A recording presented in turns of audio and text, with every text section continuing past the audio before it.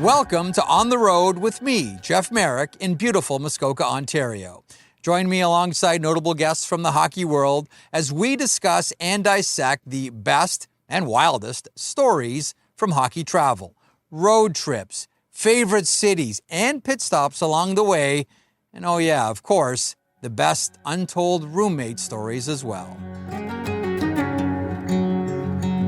Welcome once again to On the Road. I'm Jeff Marek in lovely Muskoka, Ontario. Canadian cottage country, right? It's beautiful here. Impossible to have a bad day in Muskoka. Coming up on the program today, Robert Thomas of the St. Louis Blues. Now, the business card is interesting for Robert Thomas. It says Stanley Cup champion. It says Memorial Cup champion. He's been a winner just about everywhere that he's gone. But Robert Thomas has a new title in his life. Dad. His daughter is 16 months old now, and he couldn't be a happier parent. We'll talk to Robert Thomas about Parenthood. We'll talk to him about the St. Louis Blues, the playoffs, the game itself, being an elite level playmaker, winning championships, and also the Olympics. And is that on the back of Robert Thomas's mind this season? Robert Thomas, our guest today on the Road. No way. Yeah, so that's pretty cool. Now he's... This cottage on Airbnb is my kid's dream. Oh, but that's good. Cool. Yeah. But family's healthy, family's happy.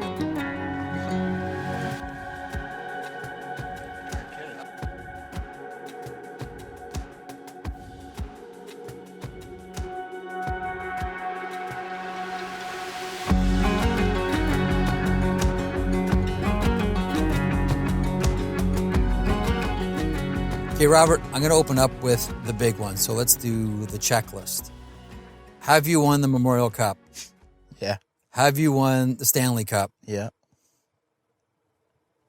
What do you think about the Olympics? That's a big one. That's the one I'm chasing. So yeah, that would be that'd be pretty cool and kind of fill out the resume. Yeah. How often? I mean, I know you're committed to the St. Louis Blues and really focused, etc. But in the back of your mind, like it's Olympic year, and anyone who's in that conversation, I would imagine, even if they don't want to say it publicly, would have it in the back of their mind. Is it a thought for you? I know it's been a busy off season, but is that a thought for you? Yeah, I think anyone who says it's not a thought is lying. It's especially since hockey NHL hasn't been in the Olympics for a while. Yeah. I think everyone's thinking about it. Everyone wants to get that first gold medal back, and a lot of people that are kind of on the cusp and trying to make the team are doing everything they can to make it. So, I think everyone's thinking about it, to be honest. It's going to be an interesting year in the NHL. First of all, 82 games, soon to be 84. Like, even just watching it is hard. I can't imagine playing it, and now you throw the Olympics into it as well. Do you do anything different? Are we going to eventually get into a place here where it's, star players are resting more, taking games off? Dare we say game management coming to the NHL? How do you think this is all going to play out? It's interesting. I don't think I have the full answer. For in hockey, I think guys have so much pride in being out there every night. I don't think you're going to get into resting games and game management and all that kind of thing. You see guys coming back from injuries early, and everyone hates being out. So I don't think there's going to be guys missing games for rest and stuff. But there's a lot of hockey. I think whether it's your training in the summer, time off in the summer, and training more during the season, I think that's going to be a huge factor going forward. But I think there's a lot of unknown in the hockey world. Four Nations was such a big success. So, yep. There's going to be an event like that every couple of years, and whether it's World Cup or Olympics, like there's a lot of hockey coming, and I think it's going to be a little bit of an adjustment for everyone. Let me park the hockey conversation for 1 second. You're a cottage guy. This is lovely. Yeah. This is great. What are off seasons like for you? Like, as far as season's over, I need to physically unwind, I need to mentally unwind. What do you do? Yeah, I'm a big family time guy. I love spending time with the family. Especially, growing up, I had a lot of, our family had a cottage, and we used to spend a ton of time with our cousins, aunt and uncle, and those are huge memories in my childhood and stuff I love doing. So That's the whole idea of the cottage, is to get up there, spend time with family, not think about hockey, not think about anything else other than enjoying your family time. So that's how I try and spend the first half of it, and then the second half's all steam ahead training. Yeah. Well, like when you're spending time like relaxing at a cottage, like with your family, what do you? I know your family is, you have a very young daughter. Mm-hmm. But like, what is, like, when you say like we do like family things together? Like, what is that for you? It could be anything. We like doing like a lot of projects. Like, we had an older cottage, we redid it all ourselves. Stuff like that. We love card games, board games. My dad loves barbecuing, so we love cooking. Campfires, those kind of things are stuff we love doing. Before you became who you were in the OHL and now NHL, how interested were you in international hockey? Like, how much were you watching the juniors? World Juniors was every Christmas. I remember we'd play on the backyard rink. I'd have all my buddies I played minor hockey with. You'd be off for Christmas break. You'd be outside. You'd have the TV through the window. You'd be watching the game. As soon as Canada came on, you'd run inside and watch the game. And in the intermissions, you're going out trying to do what they did out there. So it's so important. I think any Canadian growing up was such a big fan of those events, and it's so great to have the Olympics back. You mentioned the ODR. Like, I'm an ODR dad too. Like, I do that every year. I say, that's it, I'm not doing it, and then I'm back out there doing it. Your dad, Scott, is like next level with the ODR, and really kind too. Like, everybody skates on the Thomas family's outdoor rink. What are your memories of playing on the ODR? I have so many. Even from before I was born, he was making it, or before I could even skate. I remember one of the first times I started skating when I think I was 2 or 3. A bunch of neighbors on my street were, 6, 7 years old, and they're all out there playing, and I just jumped in and started playing. That's where I learned how to play. And like I was talking about, the World Juniors, every day after school, all my buddies on the street would come over. We'd play all day. You get off, have some dinner, and you get right back out there. So it's the coolest thing. Something I'm so thankful for that he did. A lot of memories there. And even when, me and my brother were out, he kept it going for the kids on the street. The neighborhood kids? It was awesome. It was always a special place. Is that going to be you one day, making the ODR, depending on how big the family gets? Or I definitely can see it coming. Just how many great memories I had on it. In the future, I'd love my kids to do that as well. What do you think you learned playing on outdoor rinks? Hockey is so structured right now. Ice time is so expensive. Kids are, every moment is governed, and every moment is, has to have a teachable element to everything you do at practice. What do you think you as a player gained from just going out there and dropping the puck? I think creativity, probably number one. Love for the game. That's so important. As you kind of go on in your career, it gets hard. There's competitive.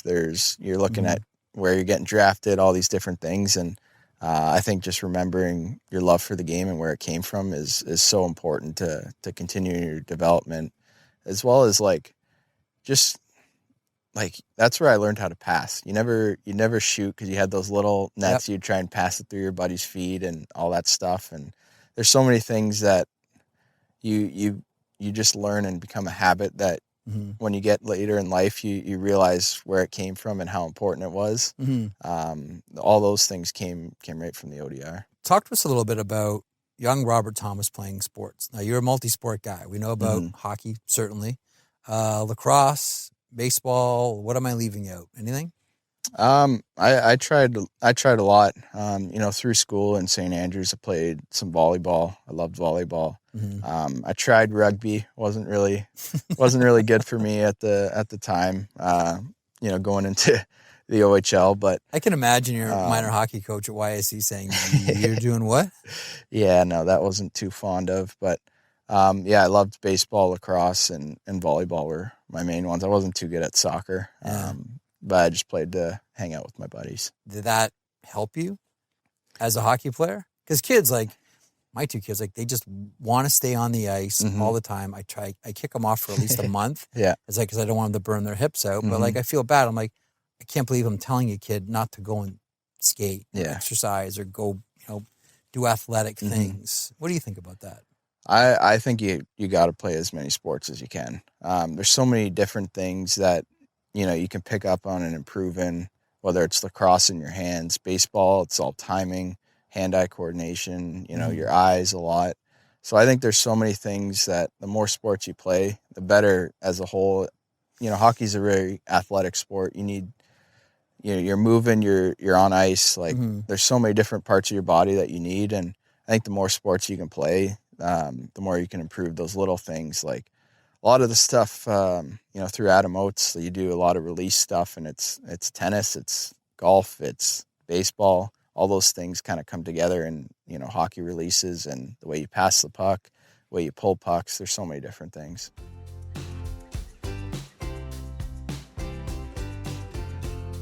Let me ask you about your junior days. It seems here in this series, every second person I talked to played with the London Knights. Yeah. Sam Gagne, Sam Dickinson, Robert Thomas. What was the London experience like for you? I mean, everyone that comes through talks about mini NHL, mini NHL. What was it like for you? I think for me, my first year, our team was completely stacked, and there were so many guys that you already knew were going right to the NHL. Yeah. And just to watch and learn from them, I think that's something they do so well, is they give you so many tools, whether it's ice time, gym, video. They spend the most time doing video, individual video. They watch NHL guys, and they find those little details that make a huge difference in the game and your development. And I think just the culture there, everyone's there to learn from the older guys. They, Marner, Kachuk, those guys really took me under their wings my first year and showed me what it's like to work hard. It's such an interesting environment, like what the Hunters have put together there. And like every year, consistently, this is a team that is always in the conversation with the playoffs, and most times in the conversation for the OHL championships, if not the Memorial Cup. Like, what's the secret sauce? It's a great question. I think just the way they really care about every player and making them better. I think you look at last year's team, they almost won it 2 years in a row. They won it last year, but they almost won it the year before. And all those guys were draft picks that, no one thought they would get as quickly as great as they are. And they were able to develop them, care for them. And it's just a special feeling there that, people that are there get to experience and learn from. And they have so much knowledge about junior and what it takes to get to the next level that the more you just be a sponge there, the better off you are. One more junior question, and I want to have some fun. So you mentioned that first team that you're on with the London Knights, Total Wagon Memorial Cup, and you got back as well playing with Hamilton, the 100-year anniversary of the Memorial Cup in Regina. How by then had you changed as a player? I mean, I remember watching that. I mean, you could take over games, like you were that guy, but like, how did you change, not just as a player, but as a person? Like, that's your OHL journey. Yeah, it changed a lot. Definitely had to grow up a lot. Moving on to Hamilton, I had such a great experience there. The way they were so eager to grow that program, and they did. After I left, they had another couple really good years before going to Brantford. But they tried to be a mini NHL there, and we had a great team there as well. Just fell a little bit short, but. That one still kicks me. I think we could have got it done that year. It was. I mean, listen, there were some good teams there. But I going into that one, I mean, it was just my OHL bias coming through. I'm like, Hamilton's got this. Yeah. Like, you guys felt that in the room, right? Like, we're winning this. We thought we had it the whole time, and that's one that still haunts me today. Actually, really, I really thought we could have done that. Yeah.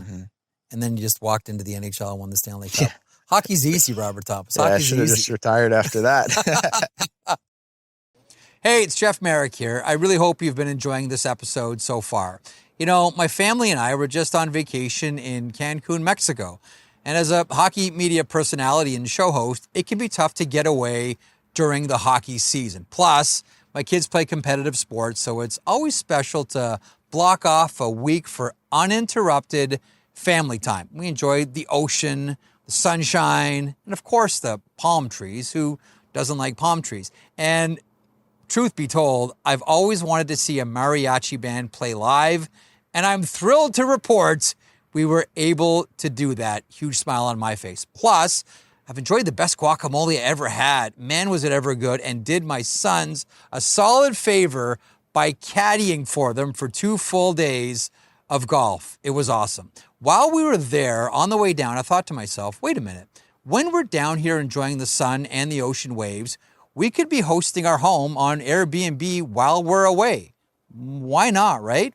If you think about it, while you're away with friends and or family, enjoying the beach or the slopes or the cottage or wherever you go, you could be earning some extra cash while you're away. Your home might be worth more than you think. Find out how much at airbnb.ca/host. You know, it's interesting too, because like you're a great playmaker. Mm-hmm. Like that's the one thing I think about. Robert Hunt, playmaker, like amongst the elite in the NHL. Like when you look at other players, Leon's got to be top of the list too. He's fantastic. But like you're right there with all these guys. Who impresses you though? Yeah, there's so many. In terms of playmaking, I think you know, you look at Marner and Kucherov. Those are two guys that the way they can pick up the puck off the wall and make passes quickly, there's very few that can do it. Mm-hmm. Especially on their backhand. It's incredible. I mean, especially Kucherov on the power play. It's the puck's getting rimmed over. He's one tapping it to the middle on his backhand. It makes it look so easy, but it's so hard to do. So I love those two guys in terms of playmaking. I think they control the puck. The whole game goes at their pace when they have the puck, and it's pretty incredible. You know, we always talk about, you know, which players, like as a fan, who would you pay to watch specifically? And someone from an NHL team said, I bet if you asked NHLers that same question, who would you pay to watch in the NHL? He said, most of them will tell you Kucherov. Mm-hmm. Is that true? Like once upon a time, like Marian Hossa was the player's player. Is that Kucherov now? I think he's definitely one of them. You know, I'd say obviously like the speed and skill that like McDavid and MacKinnon have, McCarr is like so impressive. Mm-hmm. In terms of being like a hockey nerd, I think you look at Kucherov, you know, Nylander, Marner, those guys are so impressive. Just the little details that you pick up on and you try and bring them to your game. Those guys, Panarin, they do it in their sleep, and it's incredible. The thing I always, and I Robert, I bite on it every time, and I've seen it a million times. That fake slap shot with the pass to the slot to Braden Point, I've seen it. We've all seen it a million. I still bite. Yeah. And I'm still like, when he makes that pass the point, and then I catch myself like, will you stop being shocked? He sells it better than anybody. Yeah. Even when you're playing, you know it's coming. And you can put your stick right there, and it's under your stick, and it's in the back of your net. Yeah. So, he's a magician over there. It really is remarkable. To your St. Louis Blues, at the end of the season, end of the playoffs, what were you saying amongst each other about this upcoming season? Like about at that point, what's happening next year? Yeah, I think a ton of excitement. You know, the last little while, we were a team that we felt like we were a really good team. We just couldn't get over that hump. We do little things throughout games that would cost us games. And we just weren't in that winning mindset. And, you know, it clicked for us in the second half. Our habits got better. A lot of our details and the way we played, we tried to tilt the ice a lot, and we found a lot of success doing it. And, you know, we were so close in that playoff series. It was a heartbreaker, but for us, like we believe we're a top team in the league now. We have a good mix of older guys, younger guys, and our younger guys coming up, they are incredible players, but they also have such great character, and they understand the details of winning. And for a lot of guys that have been around for a while, we are so pumped about it. Yeah, it's an impressive team, and look, I'm a big fan of Jim Montgomery. Mm-hmm. I'll always have been. How's Montgomery been as a coach for Robert Thomas? He's been great. I was fortunate enough to have him as an assistant coach a couple years back, and everyone knew he was going to St. Louis one day, right? Like we all be hoped. honest about that. We all hoped. But just the way he was able to connect with me as an assistant, you look at Buchnevich, Kyrou, and myself all had career years with him. Yeah. And obviously there's a lot of other people involved in that, but he really helped us out one-on-one and taught us the way he thought about things. And, he came back as a head coach, and he really promoted using your skill, trusting yourself, and brought a big structure to our game. And I think for the way our team is and how many young guys we got coming up, it's going to be so awesome for them. It's interesting sometimes, not always, but enough that it's like a thing. Mm-hmm. When an assistant coach becomes the head coach of that team, now mind you, he had to go elsewhere and then came back. Personality has to change because you have a new position, and sometimes players go, that same guy that was having me over for barbecue is now health bombing me. Mm-hmm. Was there anything like that with Monty, or was it the same personality, only now he was a head coach? I think a little bit. There's obviously has to be some change. But he's a guy that shoots you straight. He'll tell you how it is. And I think guys respect that and are able to understand that. And him being clear about what he wants to see and how to kind of change things allows guys to give him something to work for and something to try and get better and get back into the lineup. So there's that. He always has a good personality. Like you see it in his interviews and stuff. So he's able to really connect with people on more than just a hockey level. And I think that helps that point as well. Who do you think that we're still sleeping on with the St. Louis Blues? Like, who are we not? I'm indicting my own side of the game here. Like, who are we missing out on the St. Louis Blues? Like, you look at yourself, how come they're not talking more about this guy? I think there's a lot of guys. Buchnevich is a big one that comes to mind. Kyrou. Those are two guys that they're incredible players, and they don't get enough love. Buchnevich, his two-way game he's so smart out there. And, Kyrou, he does things that not many people can do. And for like a hockey nerd, it's pretty impressive. I would say those two guys are, people are starting to pick up on Broberg, Holloway. Those guys are incredible. Neighbors, Snuggerud, I could go on.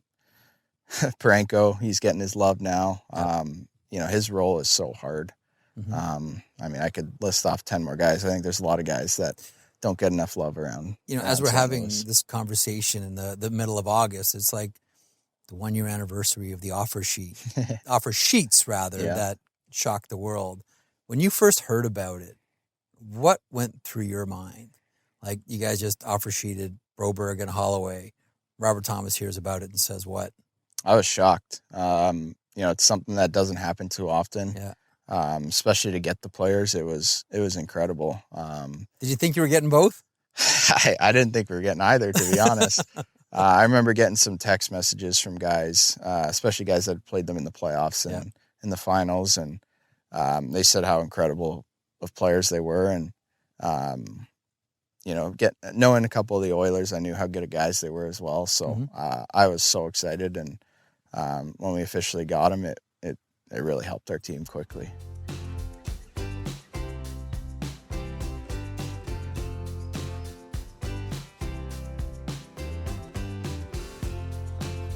You're a thoughtful guy, and you understand the game at a very high level. How do you see hockey right now in the NHL? And I'll sort of couch it this way. I was talking to a coach earlier this season, and I asked him, I said, how often does the game change? And he said, about every 5 years. And I'll go look back at a game from 10 years ago and it looks different. 15 years ago, it looks different. How do you see the game right now? Any patterns, trends, anything that you notice? Yeah, I think the last bunch of years, hockey's just gotten so fast.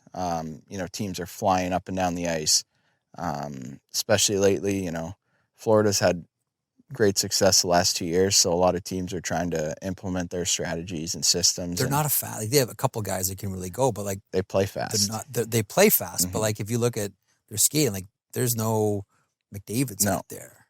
No, but as a team, they're able to move the puck fast. They're smothering teams. Yeah, I think, players have gotten so fast and so skilled that there's almost, if times to slow it down, there's a lot that opens up if you can just be a little bit more patient. And I think that's where you see, there's so many guys that have the assist totals have gone way up in scoring, and a lot of guys are slowing it down, even though the game's gotten so much faster. For a while there, hockey was, bluntly table hockey. But he had the lane, and it was just up and down and super fast. And there's some old school coaches that still like that. It was almost like, I'll tell you, it was almost like the whole NHL was doing that, except the Sedins. They're like the only guys going east and west. And it was like, you'd hear, the broadcast would be like, Henrik to Daniel to some guy who's got an empty net. Like, that's just like, they were just like so creative because they're the only ones doing that. Mm-hmm. Do you find the game is swinging back more to east-west, even though it is faster than ever? Yeah, I think it's honestly, conference based. I think each conference has a different style of play. Still, hey? Yeah, I noticed it, especially our division is it's just rough. Every night, every team's trying to play a forechecking game, a possession game. Mm-hmm. You get into some of the Eastern Conference, you notice a lot of East-West, a lot of rush games. So I think it's more kind of conference based. Yeah. But you can tell everyone tries to follow the trend of who won last year and try and adapt to their systems and the way they play. And it's always interesting. That's what's so cool is the game. I feel like it changes every 2 years. It used to be very much a thing, and I'll be honest with you, it really shut down in a lot of ways trades with defensemen from the east to the west. I think everybody noticed it right away. It was a fascinating phenomenon. Yeah. I just don't know that it's really true anymore, and how much Eastern Conference and Western Conference is more similar or more different. But you think it changes every 2 years, hey? Is that just a skill and speed thing? I think so. I think the way teams try and play, like if I look back over my career, when we won, we were heavy behind the net. Mm-hmm. Teams started to play behind the net a lot. Then you look at Colorado won. Now everyone's rolling 3-4 high. Now, Florida's been winning, so it's 5 men in the rush. D are playing forwards. It's all over the place. Yeah. That's the stuff I kind of notice when I say it changes every couple of years. Yeah. And you look at production and how different guys thrive in different areas of when the game's kind of changing. So it's kind of cool. Yeah. It's funny you mentioned like the high ice phenomenon. I remember when it started to become a thing, I'm like an old school guy who's watched hockey, and I always get like nervous about like the turnover under the blue line, but you guys are so comfortable with it. Mm-hmm. I mean, that's just betrays how skilled this game is right now. Just like the first time I saw like breakouts up the middle of the ice, like, no, breakouts to the wall, like the game's different. Yeah. The game's all different. What kind of game do you like playing? Like, what's like the sweet spot of the bat for Robert Thomas? I love possession games. I love when you're able to tilt the ice forward, make the team feel like they're struggling to get your red line, make it hard for them to even get it in your zone. And when they do get it in your zone, they don't have enough pressure to maintain it. So those are the games that, it feels like you can never get tired because you're always pushing up the ice, and that's when you have the most fun. You mentioned a division a couple of seconds ago. Man, that's a hard division. Yeah. Like it's a steady diet of like, here's Dallas, here's Colorado, here are the Winnipeg Jets, Minnesota Wild. Now they don't have, that not in salary cap jail anymore. Like all of a sudden, like watch them. They've punched above their weight for a number of years. Like it seems like there's no easy games. Is that the way it feels? Definitely. Even throughout the league, like every night is so hard. It's so hard to win. It doesn't matter who you're playing against. Yeah. There's no easy games. You see what you would consider upsets every single night. That's the fun in it. I love being in the Central. I think we all try and play a similar style, and we try and beat each other up, and it's a blast every night. What's it like playing against Nathan? I just got to ask you bluntly, what's it like playing against Nathan MacKinnon? Like, he's the closest thing. I always look at him and say, like, if you were allowed to dress a rhinoceros in the NHL, it would be Nathan MacKinnon. Yeah. That's him. Like when he gets ahead of steam. Oh yeah. What do you do? It's hard. Yeah. I'm watching from my couch. You're on the ice with him. I try and pass him off to Parenko every time I see him winding up with speed, but it's incredible how powerful he is. Not only skating laterally and like in the zone, he's flying around, he stops, he loves going up high, and it's hard to contain him. But that's the fun challenge about it. But there's few guys that can move, and obviously his stick work matches his feet, but it's a fun challenge. What did you notice about the Winnipeg Jets last year? That's a tough series, man. Yeah. No, it was like watching that series and looking back on it. I mentioned it to one of the guys I ran into. I can't remember who it was, but I was like, I don't know how you guys played 2 days after. Like I was stuck on my couch for 2 days. I couldn't get up. I was so sore. That was the way they played. They're hard nosed. They're very well structured. They play as a team and obviously have a great goalie. So, we know we can beat them, which is great. Gives us a lot of confidence moving forward. And that was a melee out there every game. How is it being dad? It's amazing.